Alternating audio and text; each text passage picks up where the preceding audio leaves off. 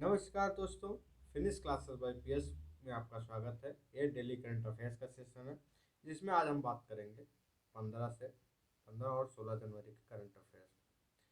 ज़्यादा कुछ था नहीं, बहुत कम क्वेश्चन थे, इसलिए 2 दिन का मैंने कंबाइंड किया है।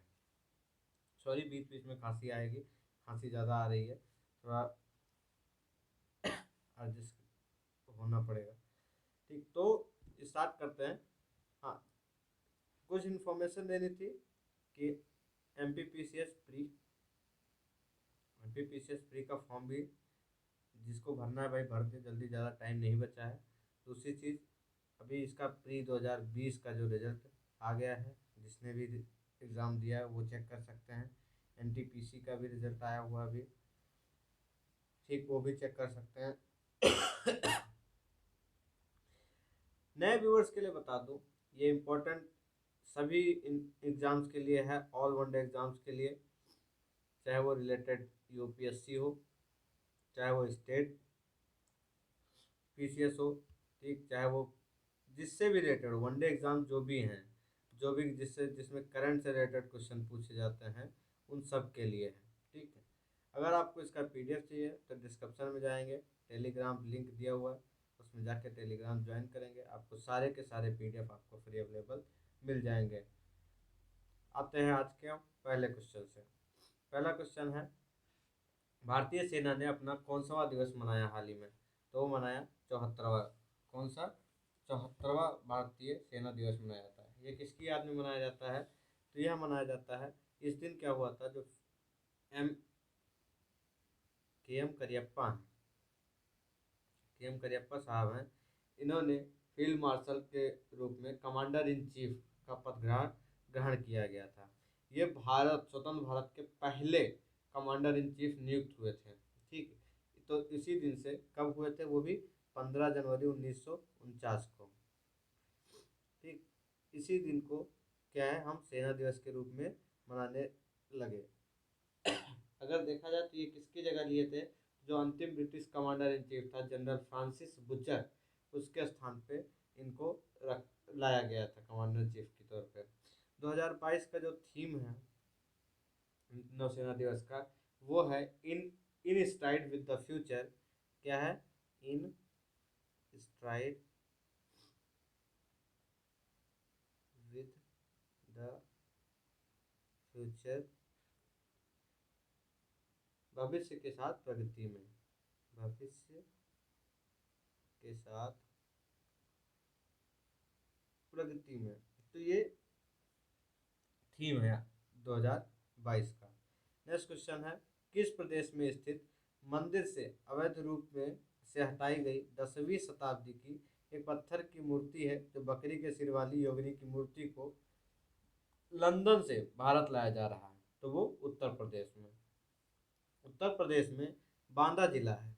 जो बांदा जिला है, वहाँ पे एक एरिया है जिसका नाम है लोखरी। क्या है? लोखरी। ठीक, यहाँ पे यह मंदिर को एक अवैध रूप से हटा दिया गया था। ठीक है, तो 10वीं शताब्दी की मूर्ति है, जिसे हाल ही में लंदन से लाने की बात की गई है। नेक्स्ट क्वेश्चन है, खादी स्मारक राष्ट्रीय ध्वज निम्नलिखित में से किस अवसर पे लोंगेवाला में फहराया जाएगा? तो ये सेना दिवस के अवसर पे, जो 15 जनवरी को मनाया जाता है, सेना दिवस, भारतीय सेना दिवस। ठीक, ये है आपका खादी राष्ट्रीय ध्वज, खादी स्मारक राष्ट्रीय ध्वज। ये पूरा जो है खादी से बनाया गया है, खादी के कपड़े से, और दुनिया का, ठीक, दुनिया का सबसे बड़ा राष्ट्रीय ध्वज है। दुनिया का सबसे बड़ा राष्ट्रीय ध्वज है ये भी याद रखना। कितना चौड़ा कितना लंबा है? तो ये है 225 फीट लंबा और लगभग 150 फीट चौड़ा है। इसका जो वजन है केवल 1400 किलोग्राम का। ठीक, राष्ट्रीय ध्वज ये लोंगा वाला है कहाँ?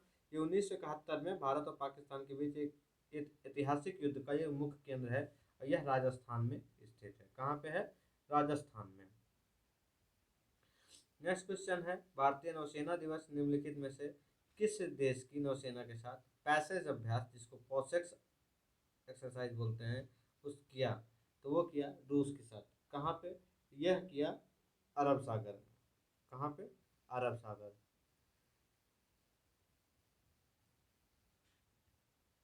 नेक्स्ट क्वेश्चन है, ई संजीवनी ओपीडी से संबंधित कथनों पर विचार कीजिए। ई संजीवनी से संबंधित जो कथन है, यह भारत सरकार द्वारा नागरिकों को दी जाने वाली पहली ऑनलाइन ओपीडी है। ठीक, या इसकी शुरुआत 13 अप्रैल 2020 को शुरू किया गया। तो ये दोनों के दोनों सही है। लॉकडाउन में जो है, पहली जो लॉकडाउन हुई थी तब इसकी शुरुआत हुई थी, और यह मरीजों के उनके घरों में स्वास्थ्य के लिए प्रदान की जाने ये स्टार्ट किया गया था। इसका जो निर्माण है, इसका जो पोर्टल है, ई संजीवनी ओपीडी पोर्टल जो है, उसका निर्माण जो किया वो मोहाली में स्थित जो है, मोहाली में स्थित सेंटर फॉर जो सीडैक है, centre for development of advance, जिसको सीडैक बोलते हैं। ठीक, ये क्या है, इसके द्वारा विकसित किया गया। सेवा पर डॉक्टरों को राज्य सरकारों द्वारा तैयार किया जाता है। यह सेवा मोबाइल एप्लीकेशन पर भी उपलब्ध है। ठीक, अगर हम ई संजीवनी की केवल बात करें, ओपीडी की नहीं, तो ई संजीवनी आयुष्मान भारत के तहत लागू डॉक्टर से डॉक्टर टेलीमेडिसिन प्रणाली है। इसका उद्देश्य आयुष्मान भारत के तहत स्थापित सभी लगभग 1.5 लाख, ठीक, लगभग 1.5 लाख स्वास्थ्य कल्याण केंद्रों को जोड़ना है। इस सेवा को शुरू करने वाला पहला राज्य कौन सा था? वो था आंध्र प्रदेश। कौन सा? आंध्र प्रदेश था, जो 2019 में इसे लॉन्च किया गया था ई संजीवनी को। ई संजीवनी ओपीडी ये 13 अप्रैल 2020 को इसको शुरू किया गया था। नेक्स्ट क्वेश्चन है, भारतीय नौसेना ने निम्नलिखित में से किस देश की नौसेना के साथ बंगाल की खाड़ी में नौसैनिक अभ्यास शुरुआत किया? तो ये किया कहाँ पे? जापान में। कहाँ पे किया गया? बंगाल की खाड़ी में। तो जो जापान का मैरीटाइम सेल्फ डिफेंस फोर्स है, जिसको हम JMSDF बोलते हैं, ये जहाज़ों के उर्गा और हिराडो के साथ साझेदारी किया गया। इसी के साथ ये क्या है, ये दोनों जो हैं उर्गा और हिराडो, ये JMSDF के जहाज माइन स्वीपर डिवीजन 1 का एक हिस्सा है।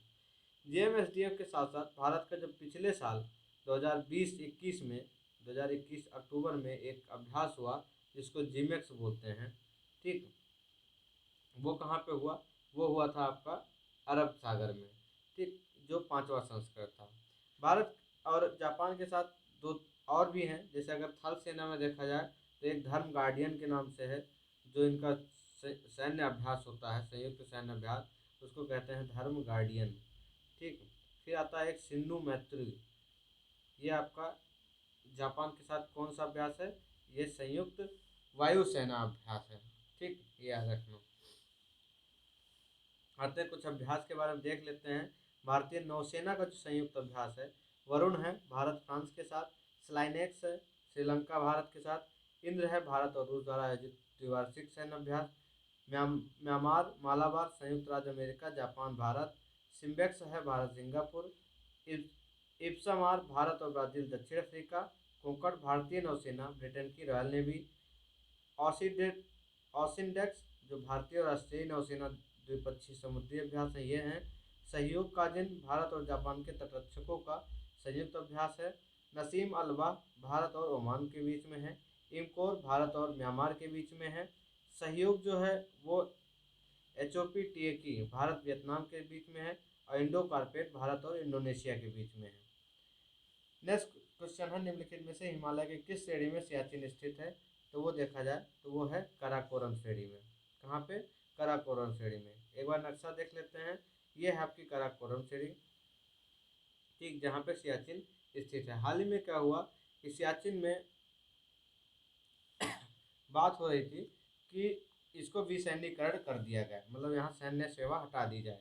ठीक, लेकिन हुआ क्या, विसैन्यीकरण के बाद कह रहे हैं हम सैन्यीकरण के विरुद्ध नहीं हैं। जो हमारे सेना प्रमुख जी हैं CDS साहब, नरवाणे साहब, ये बोले कि ऐसा हम इसके विरुद्ध नहीं है, लेकिन इस शर्त है कि पाकिस्तान को क्या है, वास्तविक ग्राउंड पोजीशन लाइन जो है, जो AGPL जिसको बोलते हैं, ठीक, उसको स्वीकार करना पड़ेगा। हिमालय में यह पूर्वी काराकोरम श्रेणी में स्थित एक हिमनद है, क्या, जो आपका सियाचिन है। इसे बिंदु NJ9842 के उत्तर पूर्व में है, जहां भारत और पाकिस्तान के बीच एक नियंत्रण रेखा समाप्त होती है। ये कितने किलोमीटर में है? यह 76 किलोमीटर का लंबा है और यह काराकोरम में सबसे लंबा ग्लेशियर है। दुनिया के गैर ध्रुवीय क्षेत्रों में दूसरा सबसे लंबा ये ग्लेशियर है।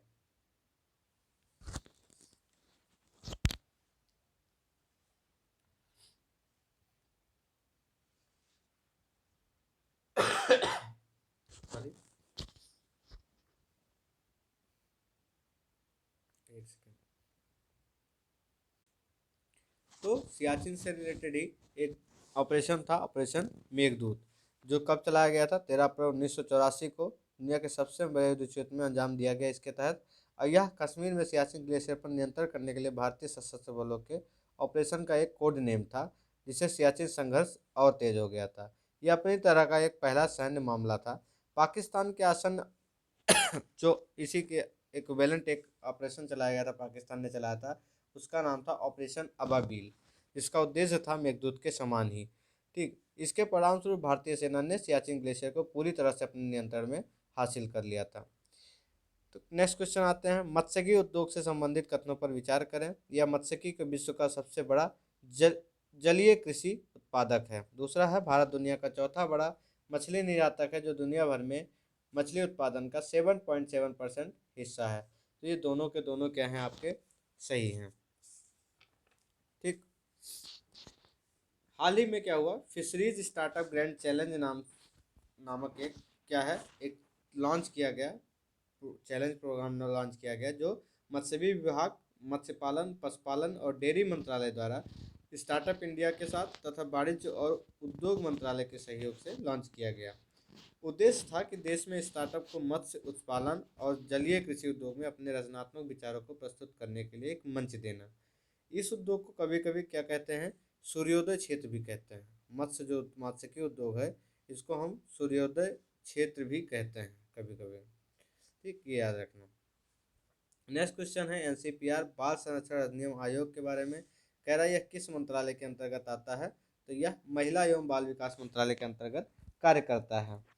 यह जो है CPCR बाल अधिकार संरक्षण अधिनियम एक्ट 2005 के तहत 2007 में मार्च में इसको स्थापित किया गया एक वैधानिक निकाय के रूप में।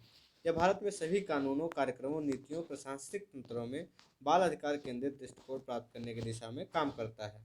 शिक्षा का अधिकार एक्ट 2009 के तहत एक बच्चे को मुक्त और अनिवार्य शिक्षा के अधिकार से संबंधित शिकायतों की जांच करता है। यह यौन अपराधों से बच्चों के संरक्षण, जिसको हम पॉक्सो एक्ट कहते हैं, ठीक, उसमें 2000 जो पॉक्सो एक्ट 2012 है, उसका क्या करता है? ये कार्यान्वयन निगरानी करता है। कौन? NCPCR। इसे 6 सदस्य भी होते हैं, जिसमें 2 सदस्य महिला का होना महत्वपूर्ण है। नेक्स्ट क्वेश्चन, हाल ही में श्रीलंका ने कितने मिलियन डॉलर की सहायता प्रदान की? तो वो किया 900 मिलियन डॉलर की। नेक्स्ट है, इसी से रिलेटेड जो एक वर्ड आता है, मुद्रा स्वयं व्यवस्था। ठीक, मुद्रा स्वयं व्यवस्था क्या है? दो मित्रों के बीच में अपनी एक मुद्रा व्यापार करने का समझौता। इसमें क्या होता है, जैसे हम तीसरे तीसरे की मुद्रा है, तो हमारा व्यापार हमारी मुद्रा में ना होकर हम तीसरे की मुद्रा का यूज़ करते हैं। तो जो वो है, उसके बजाय हम क्या करते हैं, जब पूर्व निर्धारित विनिमय दर होते हैं, आयात निर्यात वाणिज्य के लिए भुगतान करते हैं, इसमें तीसरे मुद्रा को शामिल, कोई भी ऐसी व्यवस्थाओं में कोई तीसरे देश की मुद्रा शामिल नहीं किया जाता है। इसलिए विनिमय दर में जो उतार चढ़ाव होता है, उसके बारे में चिंतित होने की भी आवश्यकता नहीं होती है। तो ये एक मुद्रा से व्यवस्था है। ठीक, एशियन क्लियरिंग यूनियन क्या है? यह एक समाशोधन संघ है, सॉरी, एशियाई समाशोधन संघ है, जिसकी स्थापना 1974 में हुई। एशिया और एशिया प्रशांत की जो संयुक्त राष्ट्र आर्थिक सामाजिक सहयोग के पहल पर ये की गई है। इसमें है कि बहुपक्षीय जो आधार पर पात्र लेन देन के लिए सदस्य देशों के बीच भुगतान की सुविधा के लिए, जिसमें विदेशी मुद्रा भंडार हस्तांतरण लागत के उपयोग के साथ साथ भाग लेने वाले देशों के बीच व्यापार को बढ़ावा दिया जाएगा। इसमें सदस्य कौन कौन से हैं? तो केंद्रीय बैंक हो गया, बांग्लादेश, भूटान, भारत, ईरान, मालदीव, म्यांमार, नेपाल, पाकिस्तान और श्रीलंका के मौद्रिक प्राधिकरण वर्तमान में इसके सदस्य हैं। ठीक, इसका मुख्यालय है तेहरान, ईरान में। भारतीय खाद्य निगम में पूरे देश में अपना स्थापना दिवस मनाया, कौन सा? 98वां स्थापना दिवस। कौन सा स्थापना दिवस मनाया है हाल ही में? 98वां स्थापना दिवस मनाया। अगर एफसीआई के बारे में देखें तो एफसीआई एक भारत का निगम है जो यह सुनिश्चित करता है कि खाद्य सुरक्षा सुनिश्चित करने के लिए खाद्यान्नों को क्रय करके उन्हें गोदामों में भंडारित करना एफसीआई का काम होता है। मुख्यालय क्या है? मुख्यालय कहाँ है? नई दिल्ली में इसका मुख्यालय है। और इसकी जो स्थापना हुई थी 14 जनवरी 1965 को हुई थी। कब हुई थी? 14 जनवरी 1965 की 65 को भारत सरकार द्वारा किया गया था। नेक्स्ट क्वेश्चन है, हाल ही में भारत ने लिपू लेक तक सड़क बनाने की घोषणा की। यह किस देश की सीमा के पास है? तो यह नेपाल की सीमा के पास है। एक बार हम मैप देख लेते हैं। ये है आपका लिपू लेक पास, ये नेपाल है, ये अपना इंडिया है इधर, ठीक है। तो ये इसी के पास में है, ये ध्यान रखना, लिपू लेक इम्पोर्टेंट है, ध्यान देख लेना आसपास। लिपू लेक, काला पानी, ये सब पास में है। नेक्स्ट क्वेश्चन है, तिरुकुरल एक महत्वपूर्ण तमिल ग्रंथ है किसके द्वारा लिखा गया है? तो ये लिखा गया तिरुवल्लुवर के द्वारा। हाल ही में तिरुवल्लुवर दिवस मनाया गया। ठीक, कब मनाया जाता है? ये 15 से 16 जनवरी को मनाया जाता है, किसी दिन मनाया जा सकता है। ये कहा गया कि जब भी पोंगल होगा उसके एक दिन बाद तिरुवल्लुवर दिवस मनाया जाएगा। ठीक, नेक्स्ट क्वेश्चन है, कच्छ मेनलैंड फॉल्ट और south Wagad fault, Gedi fault, island belt fault, ये किससे संबंधित हैं? तो ये सभी जो है वो भूकंप रूप से सक्रिय क्षेत्र से संबंधित हैं। ठीक, तो ये आज के लिए इतने क्वेश्चन थे जो कुछ इंपॉर्टेंट मिले थे। Thank you so much for this session. Please like, subscribe, comment जरूर करें और शेयर जरूर करें जिससे और लोग भी जुड़ें। ठीक है, thank you so much for this session.